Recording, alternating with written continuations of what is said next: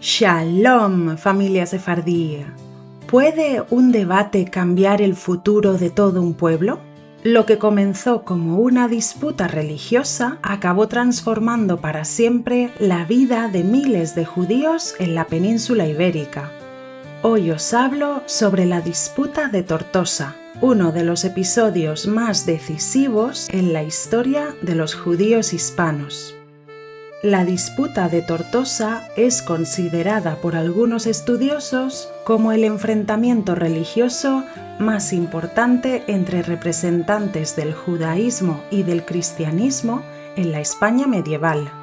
Sin embargo, pese a su nombre, tuvo poco de auténtico debate. Más que una discusión entre iguales, se trató de una larga serie de sesiones organizadas por las autoridades eclesiásticas con el objetivo de demostrar ante los propios judíos la verdad del cristianismo y favorecer así su conversión. Esta interpretación es compartida por buena parte de la historiografía moderna. El hebraísta recientemente fallecido Carlos del Valle Rodríguez consideraba que las sesiones constituyeron un acontecimiento cuidadosamente organizado por el papado y dirigido a debilitar la posición del judaísmo en la Corona de Aragón. El encuentro fue promovido por el Papa Benedicto XIII, más conocido como el Papa Luna, en pleno contexto del Cisma de Occidente. Aunque el pontífice residía habitualmente en la localidad castellonense de Peñíscola, las sesiones comenzaron el 7 de febrero de 1413 en la ciudad de Tortosa, una localidad situada en un lugar estratégico entre Cataluña, Aragón y Valencia y que contaba con una importante comunidad judía. La figura principal del lado cristiano fue Jerónimo de Santa Fe. Nacido con el nombre de Yehoshua HaLorquí o Joshua el Lorquino, destacó por ejercer como médico al servicio del Papa y por su amplio conocimiento de las fuentes judías y cristianas. Tras convertirse al cristianismo, llegó a ser uno de los principales polemistas antijudíos de su tiempo y en el principal portavoz cristiano durante la disputa.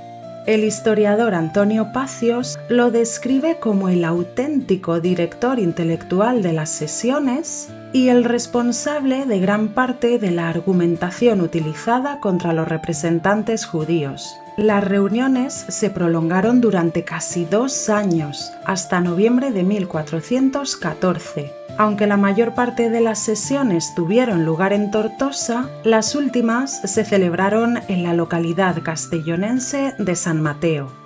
Dependiendo del sistema de recuento utilizado por los investigadores, se celebraron entre 67 y 69 sesiones, lo que convierte a la disputa de Tortosa en una de las controversias judeocristianas más extensas de toda la Edad Media occidental.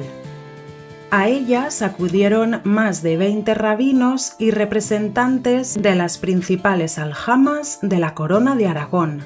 Su asistencia no era voluntaria, habían sido convocados por orden pontificia y comparecieron en un contexto de creciente presión política y religiosa sobre las comunidades judías de la Corona de Aragón. Entre los participantes se encontraba el rabino Yosef Albo, que años más tarde escribiría el Sefer HaIkarim o Libro de los Principios, una de las obras fundamentales del pensamiento judío medieval y que algunos investigadores relacionan con las experiencias vividas durante la disputa.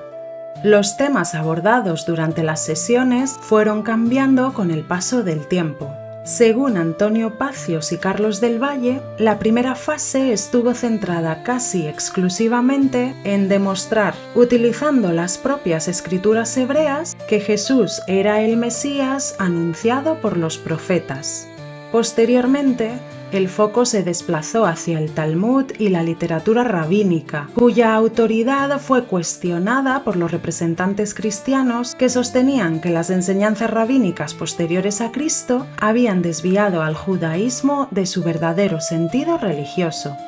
Los representantes judíos se encontraron desde el principio en una posición extremadamente difícil. No se trataba de un intercambio de argumentos entre partes iguales, sino de un proceso dirigido por la autoridad eclesiástica y desarrollado bajo una enorme presión política y religiosa. El propio formato de las sesiones y el control ejercido por la organización limitaban enormemente la capacidad de respuesta de los rabinos. Y antes de continuar, por favor, si os está gustando este contenido, recordad suscribiros a mi canal, darle me gusta a este vídeo, comentarlo y compartirlo.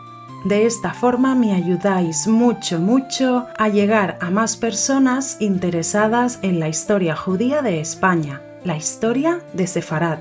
También podéis haceros miembros del canal o apoyarme a través de PayPal o Buy Me a Coffee. Muchas gracias siempre por vuestro apoyo y recordad que debemos de estar muy orgullosos de nuestras raíces judeo-españolas. Diversos historiadores han señalado además que los verdaderos destinatarios del mensaje no eran necesariamente los rabinos presentes, sino las propias comunidades judías y, especialmente, los numerosos conversos surgidos tras las conversiones masivas de finales del siglo XIV.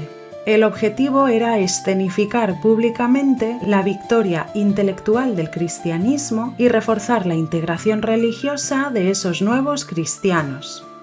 La disputa tuvo lugar además en un momento especialmente delicado para las comunidades judías de la Corona de Aragón.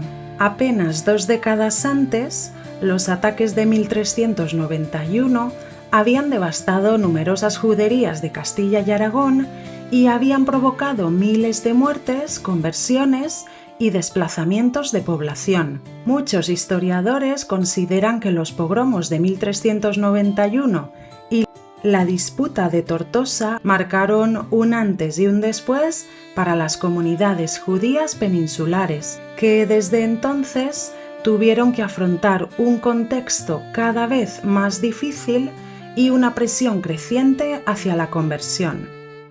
Tras el cierre de las sesiones, Benedicto XIII promulgó nuevas disposiciones restrictivas contra las comunidades judías. En los años siguientes aumentó la presión para favorecer nuevas conversiones y se reforzaron las medidas destinadas a limitar la influencia de la literatura rabínica dentro de las aljamas.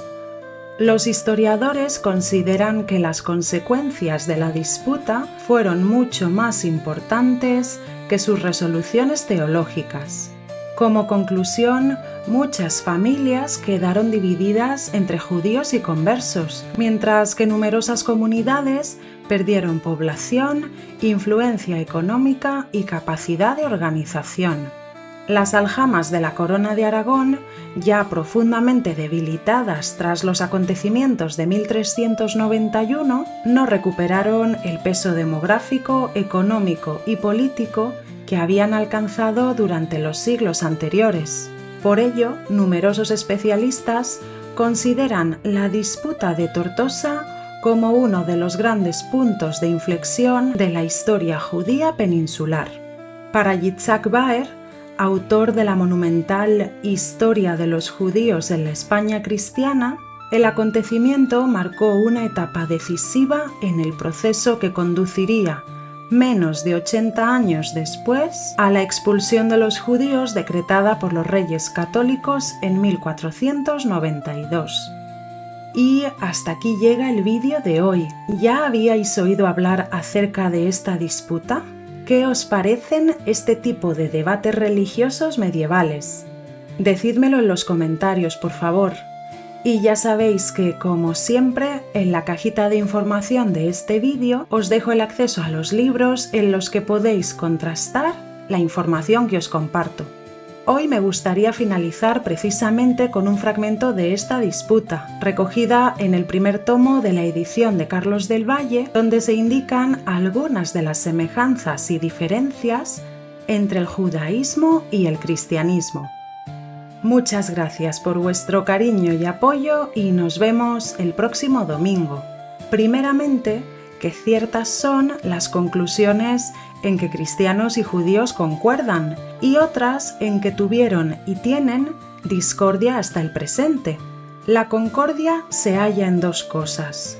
La primera, que a la ley mosaica y a los dichos de todos los profetas se les presta cumplida fe por ambas partes. La segunda, que el Mesías del linaje de David había de venir para salvar, lo cual es creído y tenido por cierto tanto por unos como por otros.